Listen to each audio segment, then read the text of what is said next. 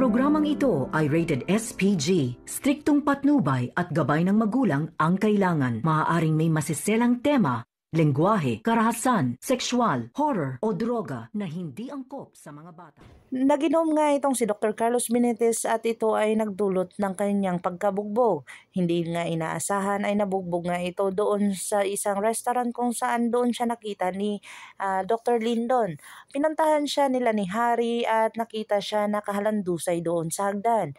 Pero ito ay talagang hindi nila alam na nagbayad pala ito para ito ay mabugbog, para ito ay magiging kawawa kay Lynette. Dito na nga talagang pinag-isipan ni Dr. Carlos Benitez ang kanyang mga gagawin na kung saan para mabalik lang ang dating pagtingin ni Lynette sa kanya at ang matutuloy ang kanilang kasal. Dito na nga ay sinabi na ni Lynette na matutuloy ang kanilang kasal at talagang nanghingi pa ito ng tawad.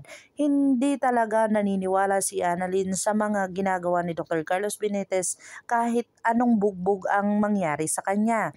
Dito na talaga ay kinausap ni Harry itong si Annalyn na kung saan talagang kinumbinsi niya ito na hindi naman sila magsasama at hindi naman din perpekto ang kanyang ama at bibigyan sana ng pagkakataon para ito ay makilala at talagang bigyan ng pagkakataon para sa kanyang inang si Lynette.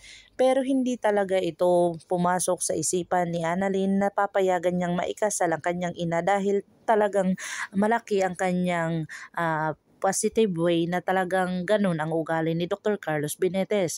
Baka sakaling time will come na mag-asawa na sila ng kanyang ina ay talagang gagawin niya dito.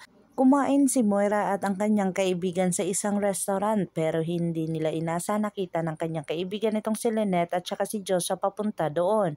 Dito na nga inobserbahan ni Moira kung anong gagawin ng dalawa dito. Dito niya napagkaalaman na may food testing pala itong si Lynette at gagawa siya ng paraan para ito ay guluhin.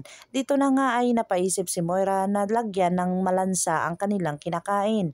Dito na nga ay talagang pumapalakpak pa itong si Moira dahil siya daw ang naglagay. Talagang inis at galit na galit itong si Lynette kung saan nag-abot ito sa sagutan at talagang sabunutan pa ito.